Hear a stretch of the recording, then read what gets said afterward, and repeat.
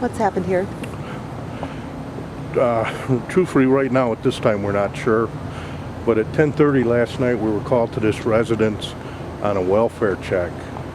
Apparently the female resident didn't show up for work and her employer was not able to get a hold of her. The officers came here to check on her well-being and found her and her child deceased in the garage. Do you know, now we've heard reports that there's been trouble here before. Can you say anything about that? No comment on that right now. What are you doing right now with the investigation? The detectives are in the process of obtaining a search warrant, and they do in fact now have that search warrant signed, and they'll be going in to investigate further.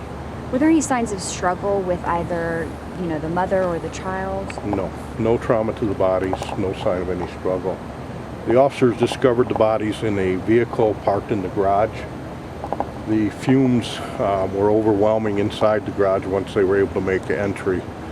The officers noted on the bodies a bright cherry red color, which we attribute at times to carbon monoxide poisoning. So we truthfully at this time have no idea what happened or the cause or manner of death, but here within the next half hour they'll be inside trying to investigate further. You told us they were a bright cherry red, but where were they sitting? How were they, next to each other? They were next to each other in the back seat of a vehicle. Now, in a situation like this, it would seem clear that this is a suicide. What other possibilities are there when you see a scene like this?